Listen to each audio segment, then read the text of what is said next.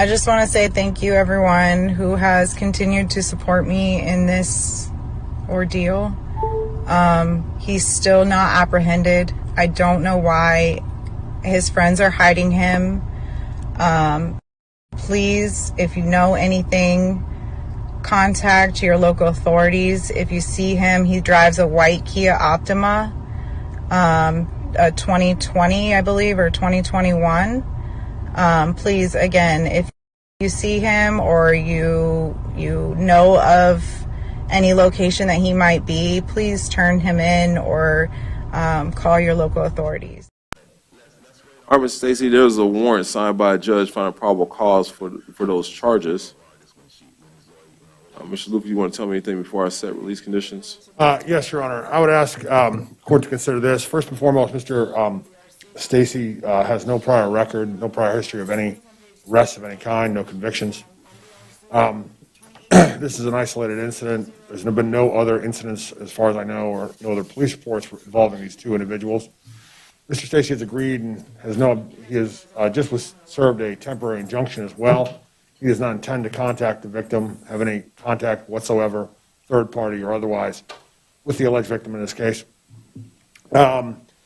We would just ask the court to set a reasonable bond in this matter. My client is not a wealthy man, and we're just asking for the standard release conditions for the first time aggravated battery.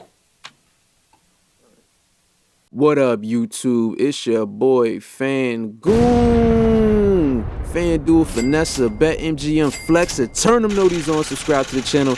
Let's lock in, my boys. Now today we not joking around, gang. We gotta talk about that boy Zach Stacy, caught and arrested after going on a run for his now viral video where he abused his ex-girlfriend in front of their 5-month-old son. The son was heard crying as Zach abused his girlfriend, Kristen Evans. He threw her in the TV while she's on the floor pleading for him to stop. He picks her up, body slams her onto a baby walker, and continued to abuse her. He then ran out, hopped in his car, and he fled the scene. Police went on a manhunt, and they finally caught him Thursday night. He's now in Orange County Jail, where he's facing 20 years, charged with aggravated battery and criminal mischief. Now, for those that don't know about Zach Stacy, I'm going to give y'all a quick little breakdown. He was born in Virginia in 1991, played college football at Vanderbilt, drafted by the Rams in 2013. If you guys remember, 2 years after that, the Rams drafted Todd Gurley in 2015.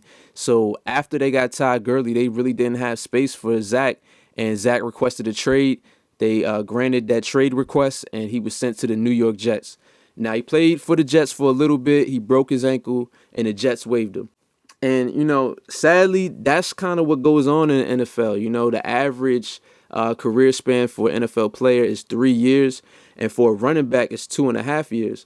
So you got to think, after he broke his ankle, he was pretty much out of the NFL, and he went to go play in some minor leagues, but he had injuries in the minor leagues, and for whatever reason, it didn't work out.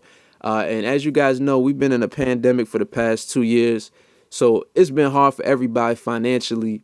Now we gotta talk about this, like mental health in sports, mental health in the black community. Like, what's going on, fellas? We gotta do better. We know we're not supposed to abuse women, but this is to a whole nother magnitude. Like, how did we get to this point where we're going this far, where we're not even realizing who we are and who we're hurting? It's just sad. I mean, it's a lot of things going on. We just lost young Dolph earlier this week. And now we got to look at this, and it's like, God damn, like, black men are taking L's left and right.